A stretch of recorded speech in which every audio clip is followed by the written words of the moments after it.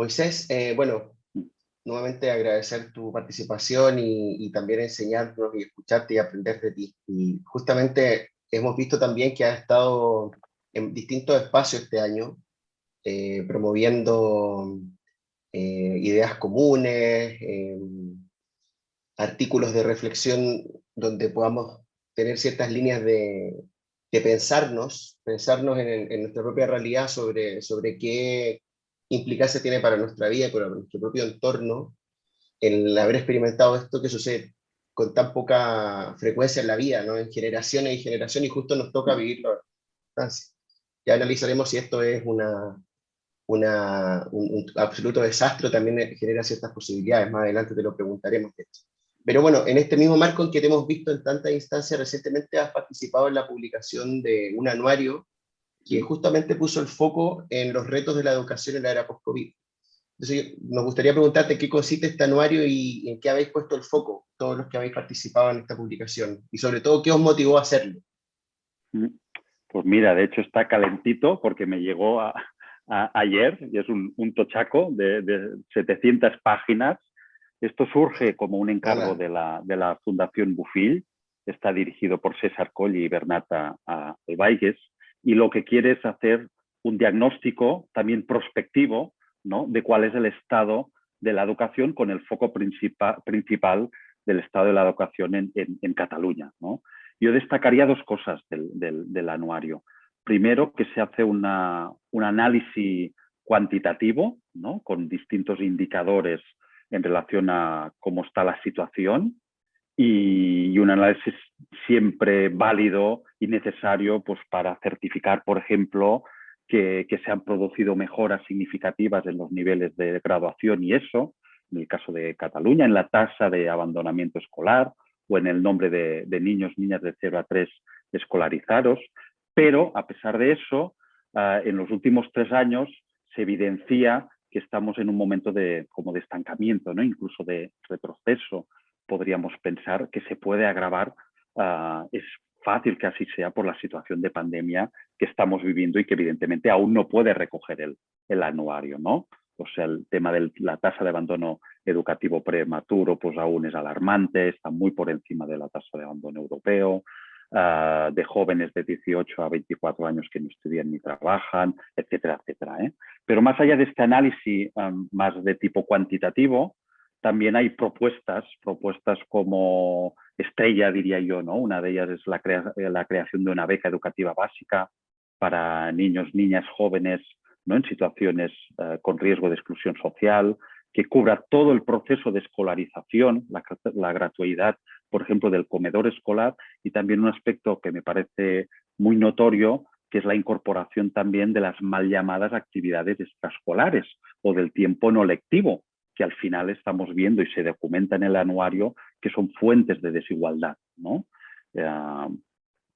Y también a este análisis más cuantitativo de indicadores de las condiciones y condicionantes del aprendizaje, pues hay un elemento más, casi yo diría, cualitativo, que es el hecho de compartir la necesidad de replantear el sistema educativo profundamente, ¿no?, y pasar, de hecho, de un sistema escolar a un sistema social educativo comunitario en mayúsculas, ¿no? Y en este caso, mi capítulo o el encargo de mi capítulo, que es un tema que Raquel conoce sobradamente, es repensar el foco de la actuación educativa y la unidad de análisis de la práctica educativa y pasar del aprendizaje escolar a lo que conocemos y llamamos, y Raquel ha escrito y ha trabajado, como trayectorias personales de aprendizaje, ¿no?, que luego nos invitan a considerar los distintos espacios y las distintas experiencias de aprendizaje que se dan en el contexto escolar, pero también fuera del contexto escolar, y cómo a partir de ahí podemos generar políticas educativas, prácticas educativas que puedan no solamente reconocer que el aprendizaje está distribuido, porque es así, eso es una realidad empírica que se ilustra también en el anuario, sino que esté también conectado, y este es uno de los retos, ¿no? La articulación de tiempos, espacios, agentes sociales, educativos, comunitarios, yo creo que es una de las exigencias, es uno de los temas que aborda el anuario, pero entre muchos otros, ¿no? Como en lo que llamamos, y César Coll se refiere como esta nueva ecología del aprendizaje, estas nuevas condiciones, estas nuevas geografías y arquitecturas del dónde aprendemos, cómo aprendemos, para qué aprendemos, con quién aprendemos, ¿no? Que en el siglo XXI pues, se ha modificado esta nueva gramática, pues cómo se traduce en distintos aspectos desde que tiene a ver con la formación docente, con aspectos vinculados a las tecnologías de la información, en fin, ¿no?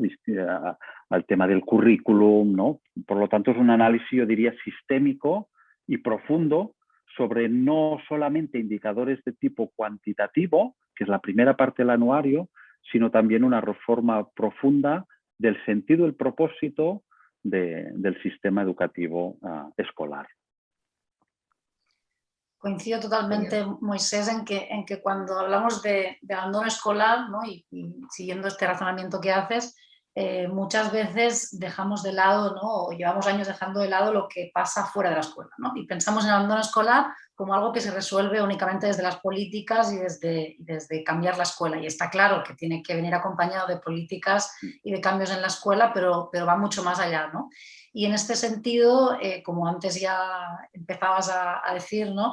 Las desigualdades fuera de la escuela, lo que decías mal llamado, que me gustó mucho, extraescolares, pero también las vidas y los saberes de las familias de estas y estos jóvenes también es clave, ¿no? Y en este sentido tú has abordado un concepto que creo que es poco conocido, que debería trabajarse más en las facultades de educación tal vez, que es el de fondos de conocimiento, y ahora también hablas de fondos de identidad, ¿no? Que viene del inglés funds of knowledge, que suena algo mejor tal vez que en castellano.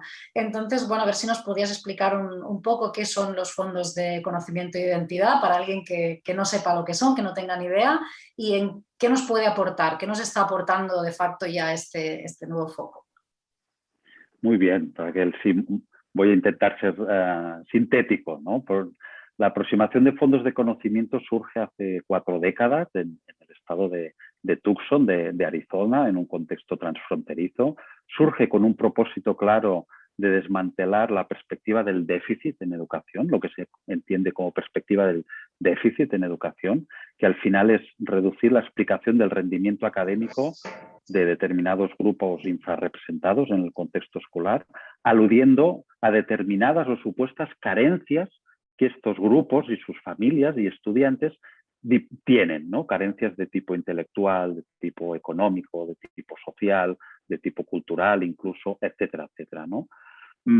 Es decir, ¿cómo explicamos los resultados del Informa PISA que sistemáticamente, año tras año, edición tras edición, muestran que existen diferencias estadísticamente significativas en el rendimiento escolar en función de la condición, la procedencia, el origen, ¿no? Alumnado autóctono, también mal llamado alumnado inmigrante o de origen extranjero. Yo diría sea en primera o segunda generación, ¿no?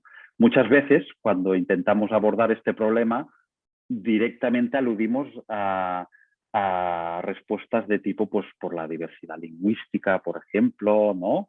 Determinadas carencias que puedan haber de tipo de socialización familiar, socioeconómicas, ¿no? El factor económico, el capital cultural, ¿no? Que de hecho después quizá hablaremos de ello, pero estamos viendo también su importancia, pero también quizá deberíamos problematizarlo. Bueno, ya lo discutiremos después quizá, pero claro, y la aproximación dice, vamos a plantear una propuesta contraria a esta perspectiva del déficit.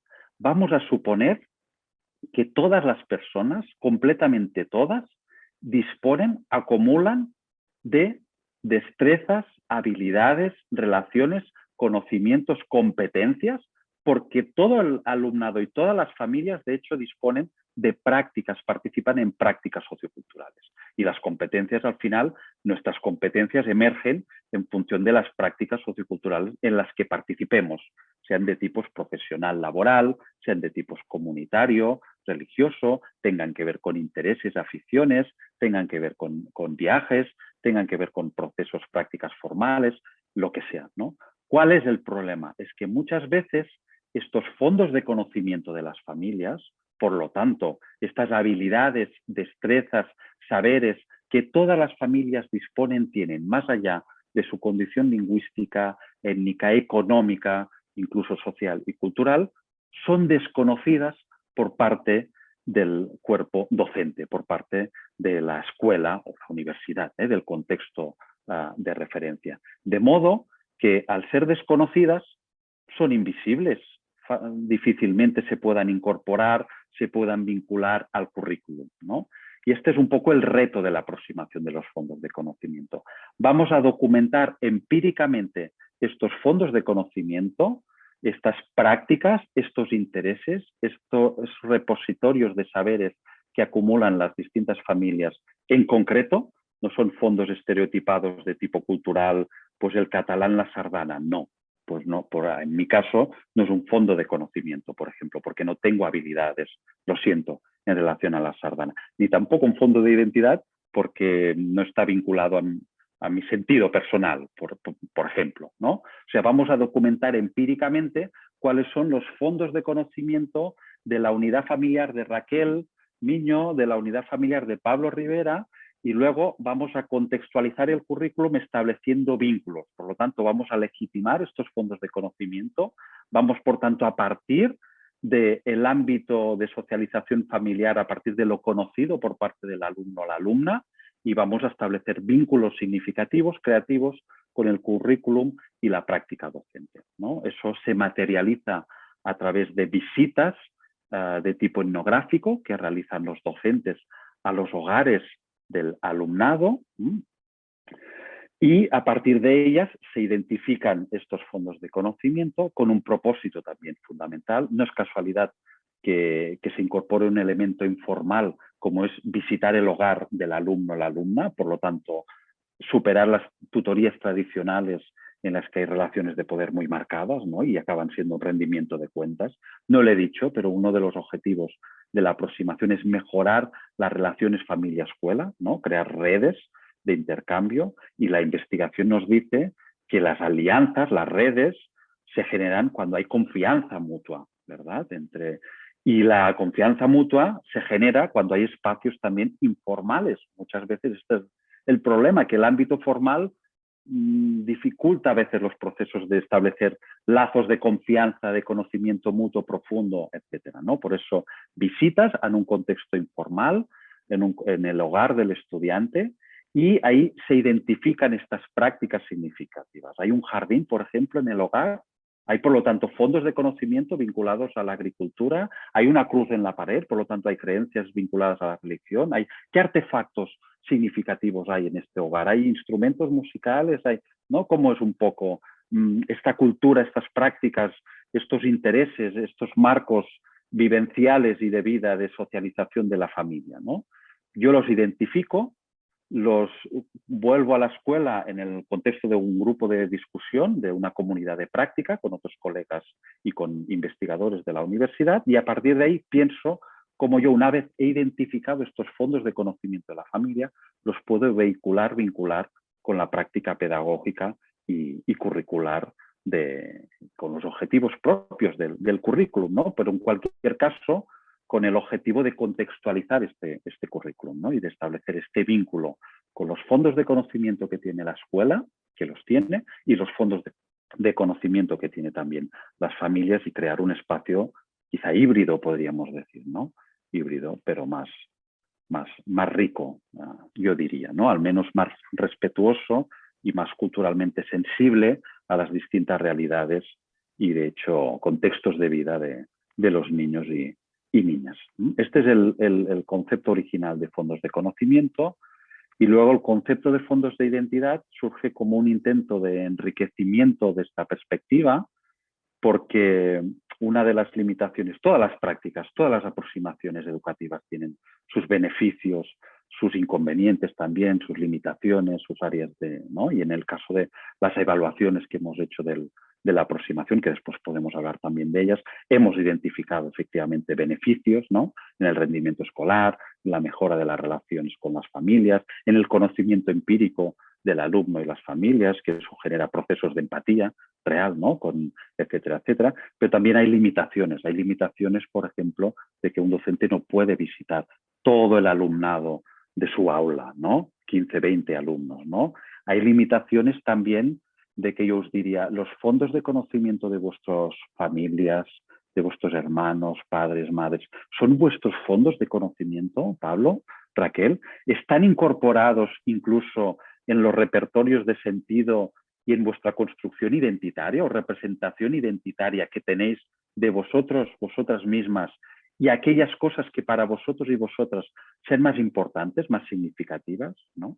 No necesariamente, ¿no? Y de ahí surge el concepto de fondos de identidad, que serían aquellos fondos de conocimiento del ámbito de la familia, pero también de otros contextos de vida, del grupo de iguales, de mi pareja, del contexto geográfico, nacional, de la participación en contextos digitales, en distintas prácticas a lo largo y ancho de la vida que se han incorporado, que me he apropiado y que de alguna manera definen las realidades, los intereses de Pablo y de Raquel, y por lo tanto el ámbito del sentido personal, aquellas cosas que son relevantes, que tienen sentido para el aprendiz, ¿no? Esa es la contribución o el aspecto de enriquecimiento de la aproximación que la noción de fondos de identidad pues intenta aportar, ¿eh?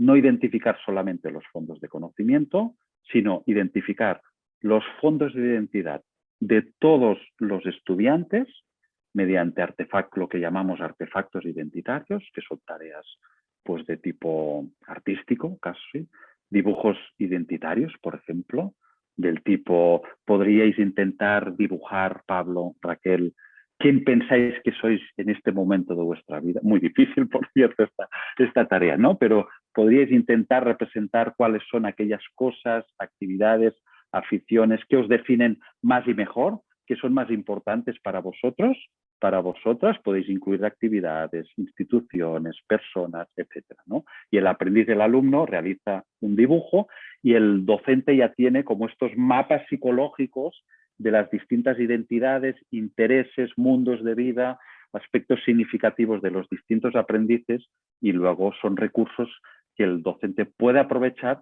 para vincularlos al currículum y la práctica educativa y pedagógica.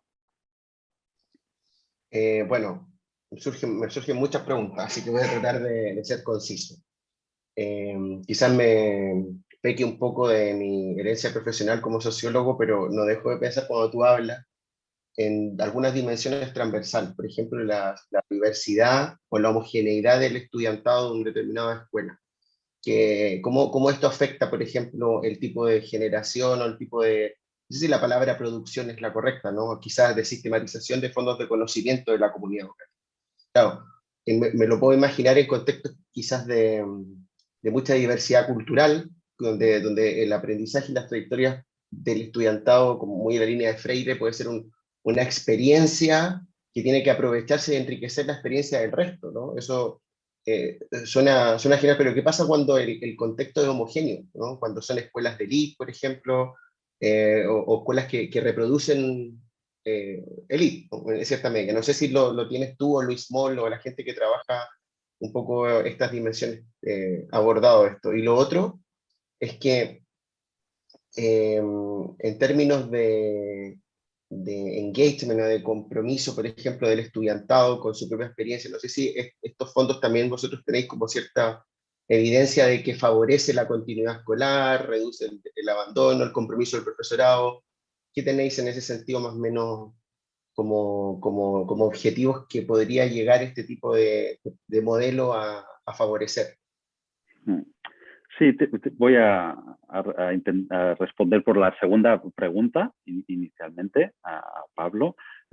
Un poco lo que comentaba, que las evaluaciones de estas 3-4 décadas de investigación sí que nos han permitido documentar que la aproximación de los fondos de conocimiento y más recientemente de identidad, con sus limitaciones que también discutiremos, pero tiene algunos beneficios, algún impacto positivo en relación, yo diría principalmente, a la mejora de las relaciones familia-escuela, realmente. O sea, el aspecto, yo creo, en mi experiencia, más transformador es estas visitas, más que la transformación curricular, que eso más o menos, a veces hay procesos más profundos, otros no tanto, pero yo destacaría el aspecto transformador que tiene cuando el docente conoce empíricamente las condiciones de vida de su alumnado y alumnado que muchas veces desconoce, ¿no? Es aquí cuando se producen procesos muy profundos de empatía, que os decía antes, en el tipo, esos son ejemplos reales, que Raquel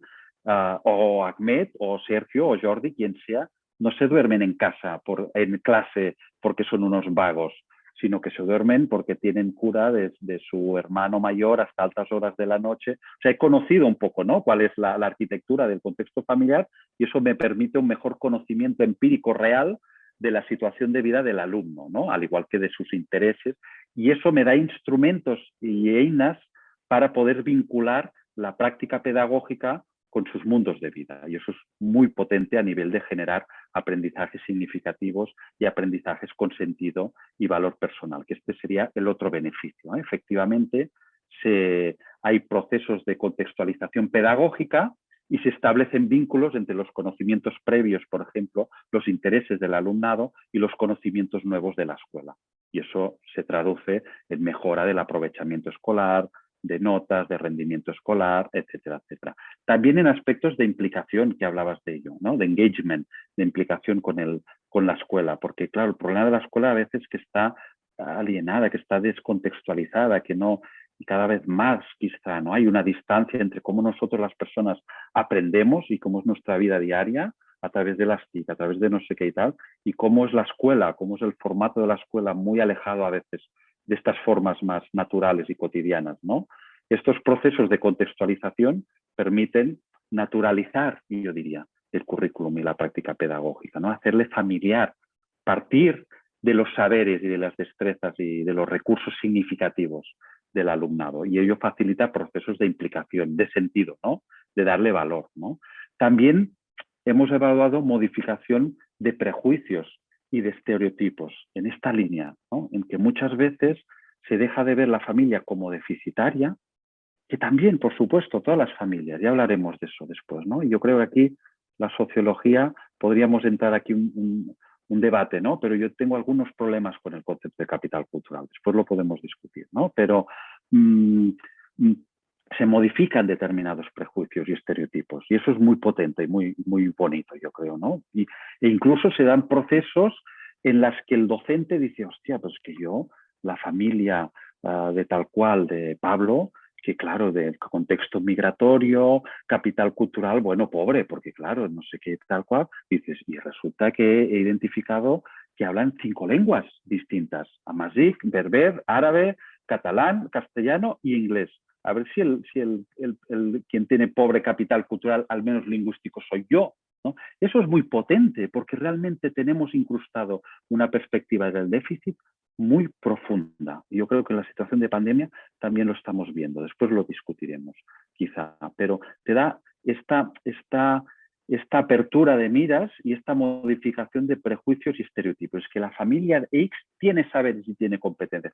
Por supuesto tiene limitaciones, todas tienen. Y por supuesto podemos identificar que una familia no tiene competencia, no está familiarizado con prácticas pedagógicas escolares o con prácticas de alfabetización escolares, pero es que estará familiarizada y será competente con otros recursos y otras prácticas de alfabetización, ¿no? Musical, digital, multilingüe, tendrá competencias multilingüe, etcétera, etcétera.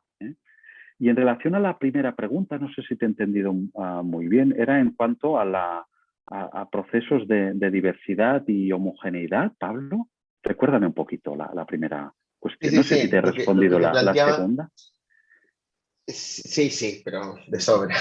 Súper bien. Y yo también, por supuesto que cuando tú planteas esta tensión o esta interferencia con el concepto de capital cultural, yo lo comparto, porque que evidentemente el sistema educativo ha sido expresado en función de lo reproductivo, en primer lugar, y de lo productivo, y sobre todo en determinados países, ¿no?, donde esto ha tenido un sentido mucho más de apostar por un proyecto de movilización social, más allá que se consiga, ¿no?, antes de cualquier otra cosa, ¿no?, resultadista, pruebas estandarizadas, por supuesto. Yo estoy 100%, o sea, estoy en Turín y creo que esto es un aporte sustantivo. La duda que o sea, pero sustantivísimo, para aclarar. La duda es que, ¿qué pasa con aquellos, cómo proceder a trabajar con los fondos de conocimiento, con la comunidad estudiantil en aquellos centros educativos donde De élite, no primero de élite y otros que son centros quizás, por ejemplo, que vienen más estandarizados, homogéneos, por ejemplo, centros precarios, donde el problema de la precariedad económica tiende a marcar transversalmente la construcción de la comunidad educativa. Esa es como mi duda, porque entiendo que aquí, si mal, no, si estoy entendiendo bien, ¿eh? O sea, por eso tú eres el experto, entonces yo aprendo de lo que dices. Entiendo que al final se está tratando de dar valor a la trayectoria del estudiante, de su familia, para enriquecer el propio proceso comunitario en la escuela. ¿Qué pasa en aquellos contextos donde a lo mejor la precariedad está por sobre, y es homogénea, está por sobre el esfuerzo que se puede hacer en otorgar valor a la trayectoria de los chicos, ¿no? Sino porque hay un problema precedente. Y por el contrario, en la élite, donde el foco está hacia la meritocracia, hacia la élite. Yo, desde un punto de vista cultural, te diría que no concibo un contexto familiar pobre, por ejemplo, por naturaleza. O sea, no me lo creo, no existe.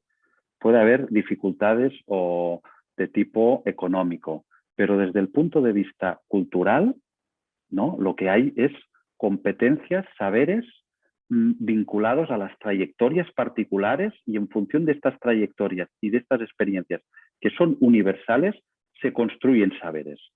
Sí que es verdad que algunos de estos saberes están en continuidad con la escuela, ¿no? Lo que decía antes un poco, cuando la familia conoce los códigos y las prácticas de alfabetización de la escuela, está en una mayor continuidad con ella, ¿no?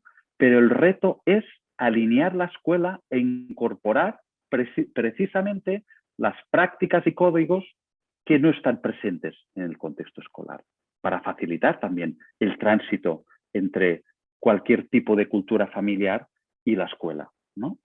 Y también es verdad que aparece un problema, y es que no podemos ser ingenuos. ¿Y qué pasa cuando hay también, identificamos también empíricamente, que no sé si ibas por aquí un poco, Pablo, fondos de conocimiento vinculados a la violencia, al consumo de drogas, a problemas de salud mental, por ejemplo, lo que llamamos también dark funds of knowledge, ¿no? ¿Qué pasa con los fondos oscuros de conocimiento? Claro, eso es muy interesante porque es una tensión en la literatura. Por una parte, la teoría rechaza este concepto porque presupone positivamente, hace este sesgo explícito e intencional de decir, oye, es que todas las personas son competentes por naturaleza.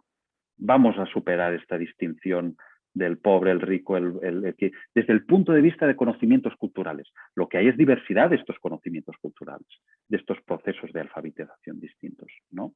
Pero hay destrezas, hay saberes, hay habilidades, ¿no? Todas las familias, ¿no? Pueden tener que ver con la construcción de casas, por ejemplo, a partir de determinados, con aspectos de agricultura, con aspectos, con múltiples prácticas humanas, al final, socioculturales, ¿no? Pero ¿qué pasa cuando también identificamos estos fondos oscuros de conocimiento? Decía.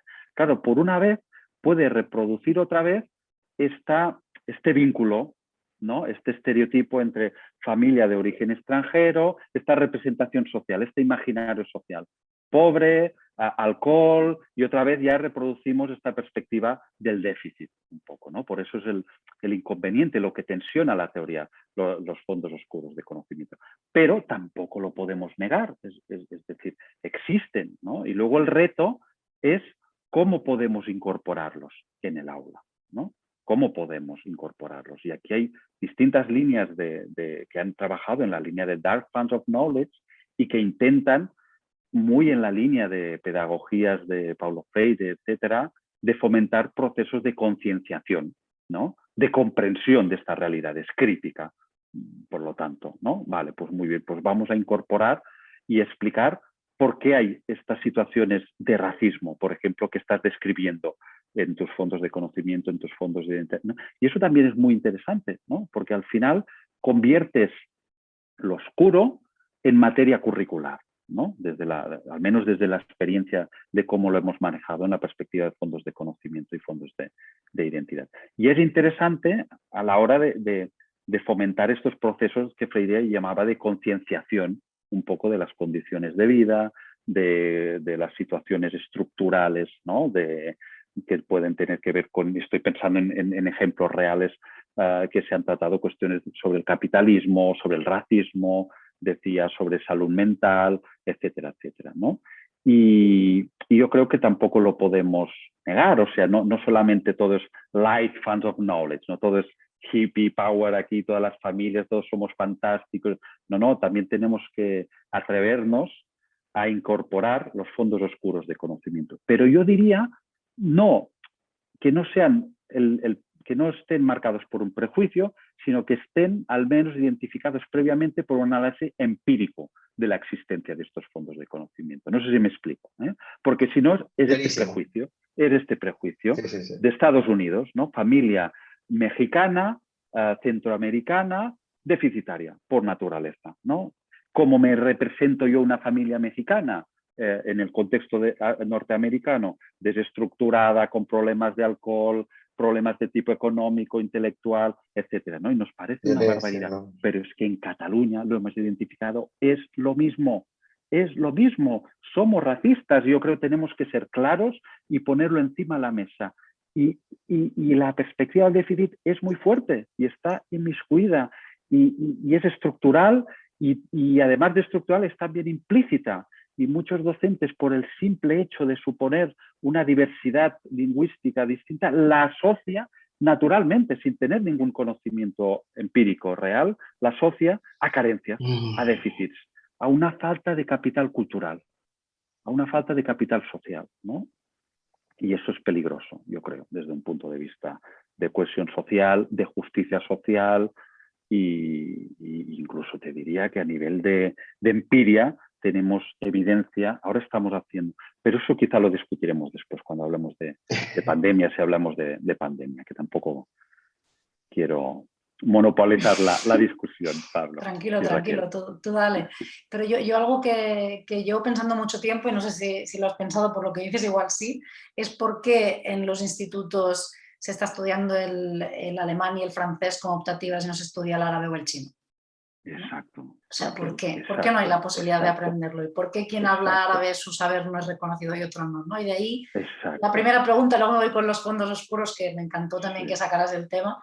Mi pregunta entonces sería si esta perspectiva de los fondos de conocimiento también tiene que ser necesariamente decolonial, ¿no? De alguna manera. O sea, reconocer que los saberes que más importancia tienen en el currículum son desde una perspectiva europea, desde la perspectiva de los vencedores, de los coloniales, ¿no? Y por otro lado también ciertos saberes a los que se les da más importancia, ¿no? O sea, las matemáticas, la lingüística, pero ¿qué lingüística, ¿no? ¿Qué lengua? Delante del arte, de la filosofía, ¿no? Esa sería una pregunta. Por un lado, tiene que ser, si vamos hacia un currículum entonces necesariamente más decolonial. Y por otro lado, sobre los fondos de conocimiento oscuros, me preguntaba si crees que tenemos que ir más hacia este tipo de proyectos, tanto en escuelas como universidades, que sean transformadores, ¿no? O sea, que es una idea que hemos estado también trabajando con Pablo, con Ula, ¿no? Recientemente, que tiene que ver con si existe la necesidad y si vamos hacia allí, ¿no? De proyectos transformadores que vayan no solamente a entender cómo es el mundo y nos adaptamos a este mundo, vale, ok, la sociedad catalana es racista, me adapto y yo también lo soy, o entiendo que esto es un problema, lo abordo, y primero, ¿cómo yo dejo de serlo? ¿No? Y segundo, ¿cómo favorezco que también haya un cambio en la comunidad? ¿No? Pero no sé si ahí hay miedo. Este tema lo hemos trabajado en la universidad este semestre, vamos a empezar desde las problemáticas, y me han salido temas de historias de desahucios, de abusos sexuales, odio al colectivo LGTBI, problemas graves de salud mental, y claro, ahí están los fondos oscuros de conocimiento, ¿no? Y cuando han salido yo también era un poco, claro, no soy psicóloga, tú sí, pero era como, ¿cómo acompaño todo esto? Entonces me pregunto, ¿no? La segunda pregunta sería esta, si vamos hacia estos procesos más transformadores, ¿y cómo hacerlo con el miedo que da abrir el melón de los fondos oscuros de conocimiento? Wow, Raquel, pedazo preguntas, ¿eh? Claro, yo te diría, ¿y por qué la lengua de signos también? Incorporarla en la escuela, ¿no? Claro, es que ese es el reto, o sea, es que la diversidad se tiene que naturalizar, ¿no? Y que convertir en ordinaria, que normalizar, y la normalidad se tiene que diversificar, ¿no? Y eso pasa cuando precisamente se hace eso que decías, ¿no? Se incorporan las lenguas que están presentes en el contexto real de Cataluña en contextos ordinarios y normativos y deónticos tan importantes como son la escuela, ¿no? Sabemos los beneficios que tiene la lengua de signos, por ejemplo, desde un punto de vista cognitivo, ¿no? ¿Por qué no incorporar en la escuela, ¿no? Y sería un modo extraordinario de poder, en lugar de marginar, ¿no? Estas formas comunicativas, de naturalizarlas, ¿no? Y la respuesta es, no, es que no hay ningún alumno en el aula, por ejemplo, que necesite tal, y dices, bueno, pero precisamente es una herramienta, ¿no? Que te permite luego hacer frente y naturalizar, ¿no? Dar ordinariedad a la diversidad, ¿no? Que yo creo que este es el reto, desde al menos la perspectiva que yo concibo el tema de la diversidad social y cultural, ¿no? O sea, el resumen sería intentar normalizar la diversidad y diversificar la normalidad, ¿no? Problematizar la normalidad para enriquecerla y que sea contextual, efectivamente, ¿no? Y que no solamente sea colonial, como bien decíamos, y aquí voy a la pregunta, en relación al inglés, por ejemplo, ¿no? Claro, de todos es conocido, y por Bourdieu y otros análisis también que conocéis muy bien, del carácter, es que es contradictorio la escuela, ¿no? Porque a la vez es reproductora de desigualdades, pero productora de igualdades también, ¿no? Porque es un contexto artificial que junta personas distintas que en otro contexto no se juntarían y que les ofrece unas mismas herramientas, ¿no? Las instrumentales para desarrollar sus proyectos de vida, ¿no? O sea, tiene también este carácter igualitario, pero también, como es ambivalente, como todos los contextos humanos, es contradictorio y también reproduce estas desigualdades. Y claro, esta es también una tensión que hay en la perspectiva de fondos de conocimiento, ¿no? Que al final ha habido también esta autocrítica y esta crítica a la hora de decir, a ver si estamos también folclorizando un poco el concepto de cultura, en el sentido de, vale, fondos de conocimientos vinculados a la cocina, porque a esta familia le gusta mucho cocinar y a partir de ahí realizan muchas actividades son de este tipo, ¿no? Y ya son significativas porque la familia se siente reconocida, se siente válida y realmente es un interés y es un fondo de conocimiento real, ¿no? Porque, pero no es muy profundo en el sentido que apuntabas, Raquel, y que efectivamente nos obliga a cuestionarnos cuáles son las voces prioritarias en el contexto, discursos, códigos deontológicos, prácticas axiológicas, yo diría, de la escuela. ¿Cuáles son las voces? ¿Quién toma posición aquí? ¿Qué representan y qué no? ¿No? ¿Qué, y este ejercicio de colonial, ¿no? Yo creo que es un reto aún en la perspectiva de los fondos de conocimiento. Hay avances en esta línea porque hay esta autocrítica, ¿no? En relación a intentar problematizar más profundamente los fondos de conocimiento en lugar de legitimar fácilmente determinados intereses de las familias con vínculos con el currículum. Y de hecho, una de las líneas muy interesantes ya es considerar las identidades de los estudiantes, y aquí voy con la segunda pregunta, como objeto curricular en sí mismo. O sea, olvidarse ya del currículum colonial, de las matemáticas, la lengua, todo eso, que también se tiene que... Pero considerar la identidad del estudiante y sus experiencias comunitarias de vida como objeto curricular, a través de tutorías, por ejemplo. ¿Con qué objetivo? Con el objetivo de problematizarlas, ¿no? Con el objetivo de críticamente ser conscientes de los procesos de racismo, por ejemplo, de experiencia de racismo, o lo que habéis identificado, por ejemplo, que decías, Raquel, de las experiencias, pues ofrecer espacios en la escuela para poder problematizar todo eso. Claro, también es verdad que el impacto de la escuela es muy importante, pero si no hay cambios a nivel meso y a nivel macro, que me imagino que es también lo que os encontráis, es muy difícil, porque son problemáticas que sobrepasan la perspectiva, honestamente tenemos que reconocerlo, de fondos de conocimiento y yo casi diría de práctica educativa escolar, porque tenemos mucha evidencia, por ejemplo, que hay mucha práctica educativa escolar vinculada a la concienciación del medio ambiente, a procesos de sostenibilidad, etcétera, etcétera, pero que tiene un impacto nulo en las conductas luego cotidianas de las personas. ¿Y ello por qué pasa? En mi perspectiva teórica, que es ecológica, sociocultural, etcétera, pasa porque tiene que haber un cambio a nivel meso, ¿no? ¿De qué me sirve que los medios de comunicación fomenten un sujeto, una práctica, la familia otra, la escuela otra, la política otra y tal cual? Si son discontinuas entre sí, es más difícil que estén en continuidad y que tengan un mayor valor, ¿no? En cambio, cuando entran en continuidad, cuando estos valores y prácticas del medio ambiente y sostenibilidad están en el hogar y están en el nicho también escolar, son más consistentes. Y luego la investigación también demuestra que generan más aprendizaje, más impacto en relación al aprendiz.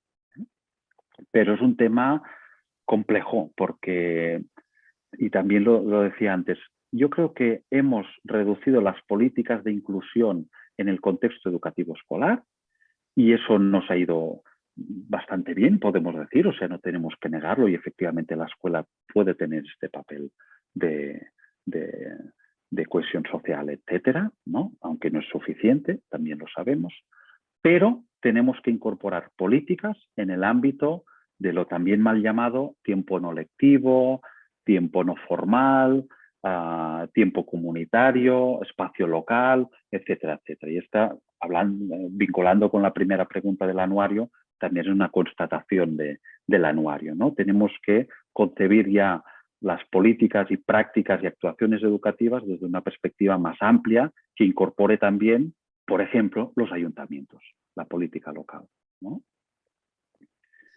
Perfecto, mira, muy interesante. De hecho estábamos hablando con Raquel de que entrásemos a la pandemia ya es manifiesto, pero quiero hacerte una pregunta antes de entrar ahí, que un poco recién, justo esta última parte la estabas respondiendo, pero quizás hacer alguna puntualización para la gente que nos ve, que siempre nos pregunta, bueno, todas estas ideas son súper interesantes, pero ¿cómo se transforman en política educativa?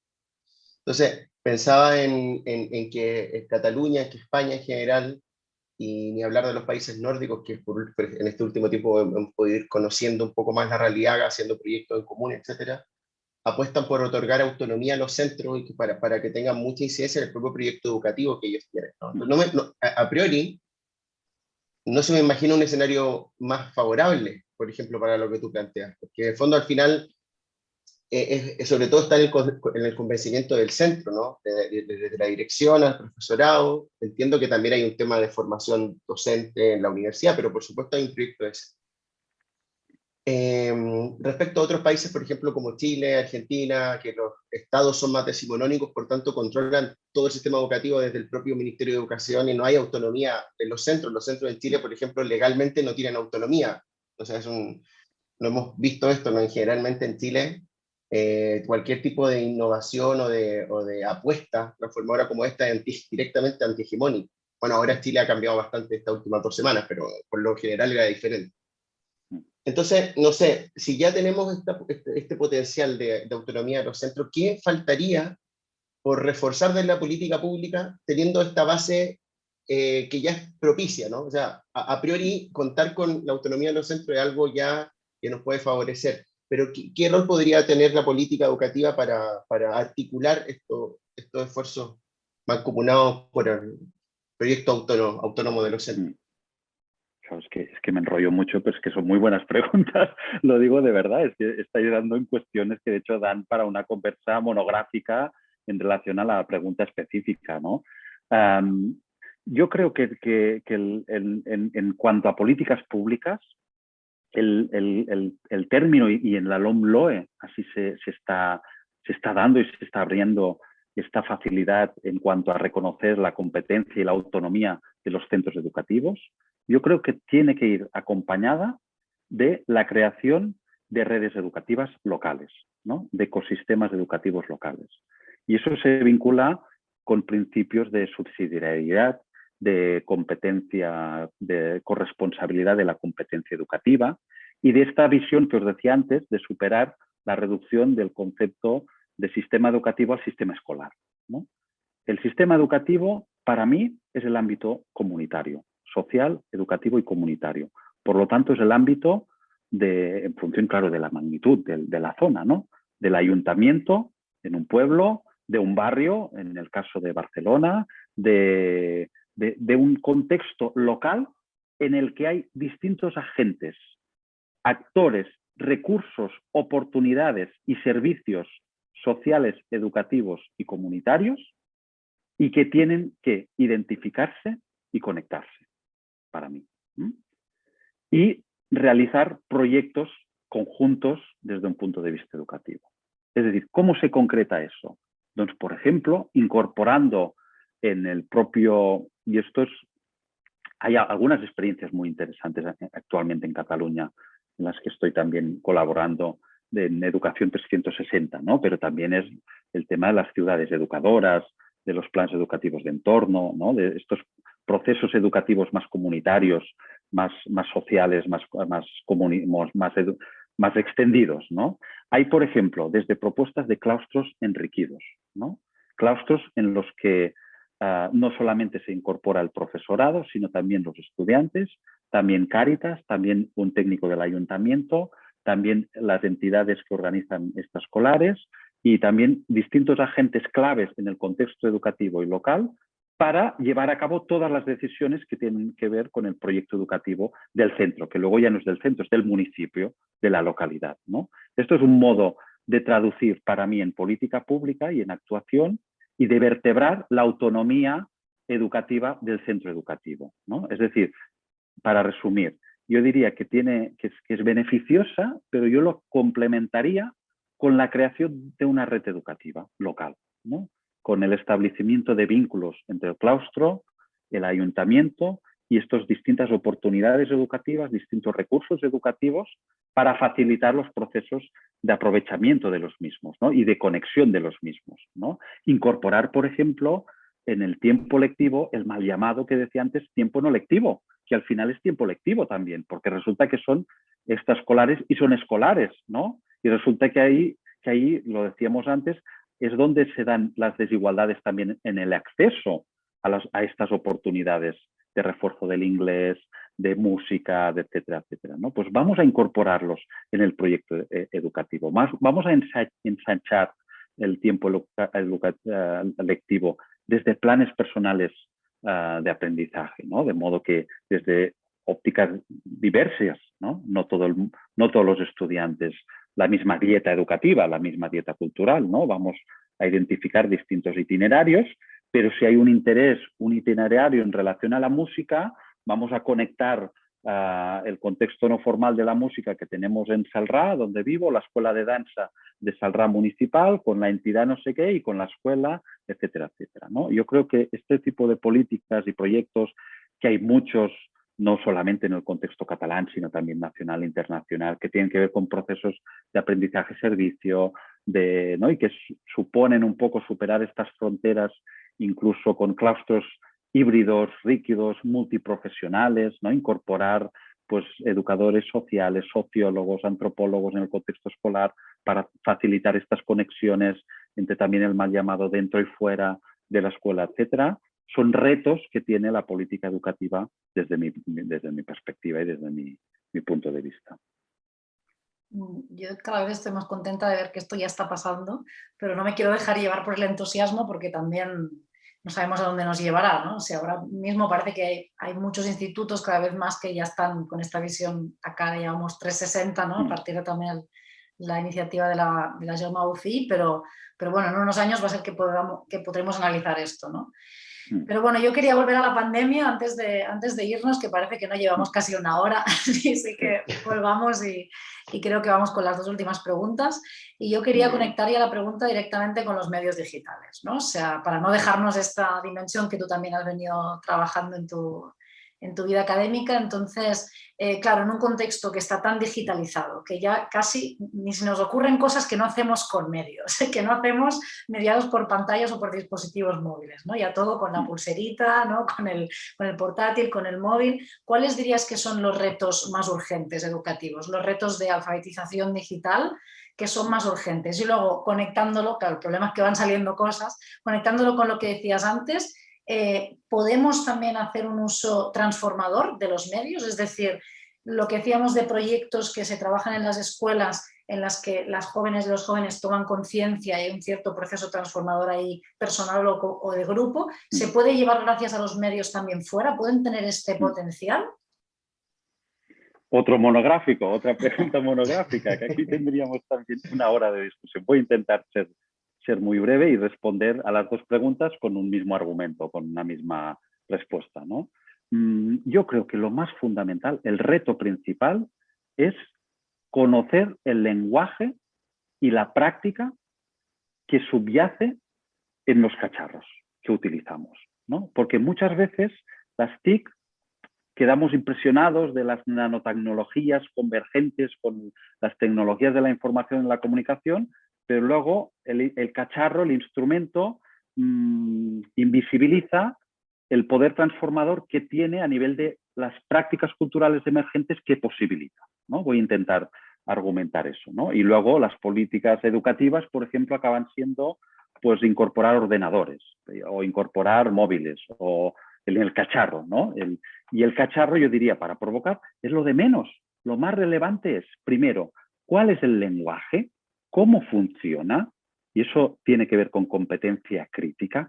¿Por qué Raquel y Pablo, cuando yo pongo en el Google una palabra, hay una página que me aparece antes que otra?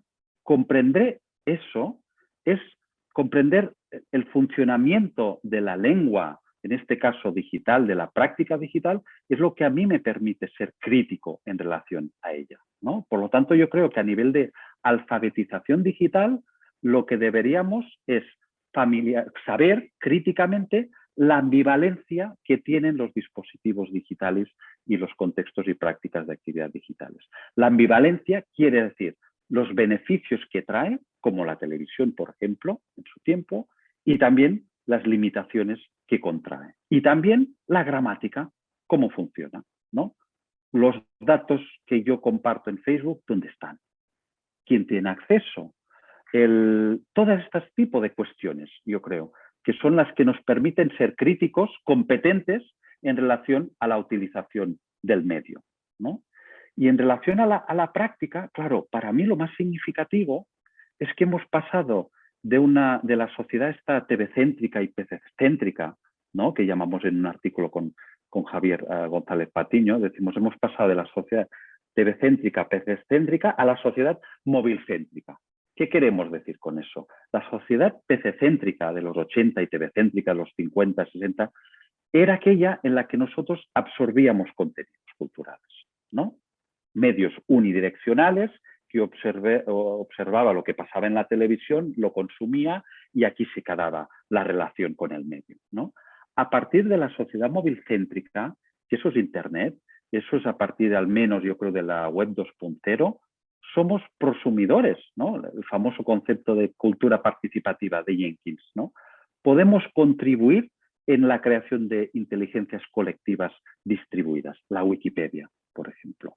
De modo que aparecen una serie de prácticas culturales colectivas en la red como espacio público, también privado, que es Internet, pero público también, de transformación social brutal, ¿no? Solo hay que ver movimientos de Black Lives Matter, por ejemplo, de cómo surgen de procesos participativos de abajo arriba, ¿no? Y esos son aspectos, yo creo, muy interesantes desde el punto de vista de transformación social y que son prácticas que podemos hacer actualmente con los medios digitales. Y fijaros que no tienen nada que ver si yo lo hago con un ordenador, con una tablet, con un móvil, son ambivalentes en este sentido. Da igual, ¿no? Es lo que nos permite. Y lo que nos permite es que yo pueda crear un contenido cultural, compartirlo en la red, contenidos que son amateurs pero profesionales, de hecho, ¿no? Y a partir de ahí conectar con otras personas, socializarse y crear culturas colectivas, compartidas, intercambiadas, participativas, etcétera, etcétera, ¿no? O sea que es una relación más bidireccional con el medio. Antes éramos pasivos, ahora podemos potencialmente crear aspectos, ¿no? Dicho eso, y eso tiene que ver también con alfabetización, debemos saber utilizar los medios con este fin. Debemos saber que podemos utilizar el YouTube como instrumento en beneficio de procesos educativos y no solamente para escuchar música, que también, ¿no? Sino que yo puedo crear un canal de YouTube con mis estudiantes en los que comparten vídeos sobre un producto académico que han hecho, se hacen comentarios, hacen esta inteligencia colectiva, esta aula digital, etcétera, etcétera, pero será este uso pedagógico, educativo, como instrumento de aprendizaje, yo diría, ¿no? O sea, muchas veces utilizamos estos medios como por muchas cosas, de hecho el móvil menos para llamar lo utilizamos para un montón de cosas, ¿no?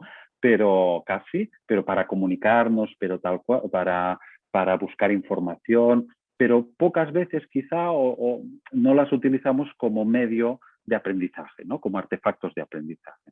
Y eso también, desde una perspectiva pedagógica, educativa y de alfabetización, también es muy potente. O sea, para concluir, alfabetización crítica, conocer la gramática y la práctica, y alfabetización pedagógica, educativa. ¿Cómo puedo yo utilizar, de hecho, las oportunidades que tienen los dispositivos sociales digitales como instrumentos de aprendizaje, ¿no? Por ejemplo, la creación de entornos personales de aprendizaje, ¿no? Que son nodos al final, a partir de mis intereses, de distintos recursos vinculados a un tema, la neurociencia o lo que sea, ¿no? Pues, ¿cómo puedo yo utilizar también los dispositivos digitales, además de comunicarme tal cual, como instrumentos de aprendizaje? Moisés, se nos va el tiempo. queda corta una conversación, claramente. Vamos a tener que hacer una segunda temporada, porque hay como un montón de preguntas. Además, tú no solamente nos estás compartiendo hoy tu trayectoria investigativa, profesional, tus inquietudes, tus principios, tus ideas, sino también que durante este año, cuando comenzamos la entrevista, mostramos que has estado de manera muy activa analizando también las consecuencias del COVID en este espacio, ¿no? A través de tu participación en el anuario, pero también por otro lado has estado en un manifiesto en tiempos de pandemia. Entonces, a modo de cerrar, y sé que es una pregunta también monográfica, como tú la has denominado, sería interesante conocer tu opinión o aquellos énfasis más centrales donde debiésemos poner atención respecto a los potenciales cambios del sistema educativo con el COVID, ¿no? Sé que es una pregunta monográfica, lo tengo claro, pero por ejemplo, si tuvieses que poner algunos énfasis de algo que a ti te esté llamando la atención, te esté preocupando, de lo que se puede estar incrementando, creciendo, que pueda estar incidiendo de una manera preocupante, o quizás también alguna oportunidad. Te dejamos este espacio como para que fluyas en, como dice nuestro amigo argentino Ezequiel Pacerón, para que liberes, ¿no? Para que liberes lo que tú consideras que podría ser importante que pusiéramos los y las educadoras en foco, investigadores e investigadoras, nuestro foco en el contexto educativo. Muy bien, Pablo, gracias también por la pregunta y por permitir este espacio de, ya veis que cuando uno habla desde la pasión y el interés, y pues luego se desmesura, ¿no? y ahí también disculpas por el tiempo, y teníamos una horita y la estamos superando ya. Pero voy ya al grano con esta pregunta, intentarlo vincular un poco con alguna de las cosas que hemos discutido, porque da efectivamente para distintos aspectos. Pero sí que a mí hay una cosa que me ha sorprendido, diría para bien y para mal a la vez, y creo que puede ser también una cuestión para problematizarnos, y es que hemos naturalizado también, antes lo insinuaba un poco, este discurso de las familias deficitarias en relación al capital cultural, ¿no? Hemos dicho, bueno, la pandemia ha puesto de manifiesto que hay muchas familias que no disponen de capital cultural, y cómo lo hacemos para intentar compensar estas desigualdades educativas, tal cual. Yo diría, eso es verdad, pero sí definimos el capital cultural entendido como aquel que está en continuidad con la escuela. Digo eso porque estamos haciendo una investigación en la que estamos intentando identificar fondos de conocimiento generados en el contexto familiar en tiempo de pandemia, en familias de distinta condición socioeconómica, y es espectacular lo que estamos viendo. Es decir, es espectacular los aprendizajes que también se han generado en situaciones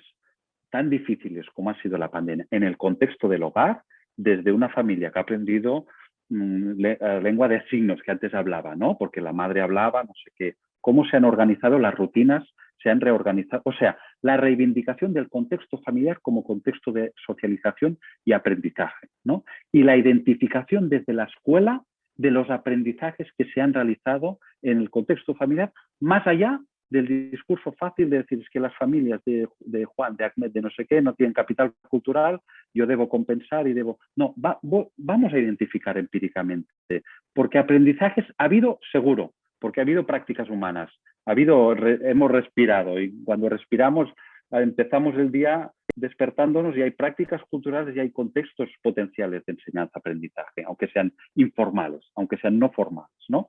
Pues yo diría que uno de los retos que tenemos precisamente es intentar identificar los aprendizajes que se dan en cualquier contexto de vida y actividad, y el hogar es uno de ellos, para visibilizarlos, legitimarlos e vincularlos con el contexto y la práctica educativa escolar. Este sería el titular final. No sé si respondo a la pregunta, que la encuentro muy interesante y me gustaría alargarme en la respuesta, pero creo que la prudencia a veces pues también es bueno. Pues Moisés, mira, ahora justo empiezan las obras arriba, o sea, esto de estar desde casa pues tiene cosas muy buenas, de poderte estar entrevistando tú en Girona y nosotros en Barcelona, pero después pasa lo que pasa en la casa. Pero bueno, nos despedimos, te agradecemos muchísimo todo lo que nos has dejado, todo lo que hemos aprendido Pablo y yo en la charla, que íbamos en paralelo diciendo qué interesante, ¿no? Poderte escuchar, y que seguro que muchas otras personas ahora pues podrán beneficiarse y podrán aprender también de todas las ideas que nos dejas. Y yo quería señalar algo, ¿no?, para cerrar, que era cómo hemos podido ver en esta charla que no tiene nada que ver con el catedrático de la Torre de Marfil, ¿no?, que no está en contacto con la realidad, sino todo lo demás, o sea, constantes relaciones con las escuelas, con las familias, y que esto se agradece, ¿no? Y desde ahí pues esperamos también con Pablo poder ir incorporando todas estas ideas en la política, en las escuelas, en los institutos, en las familias, y que nos dejas hartos retos como para seguir trabajando. Así que bueno, gracias por estar aquí, por lo que nos dejas, y muchos retos por delante para seguir. Muchísimas gracias, Pablo y Raquel, por brindarnos estos espacios de enraonar conjuntamente, de pensar juntos. Muchas gracias. Un abrazo. Un abrazo fuerte.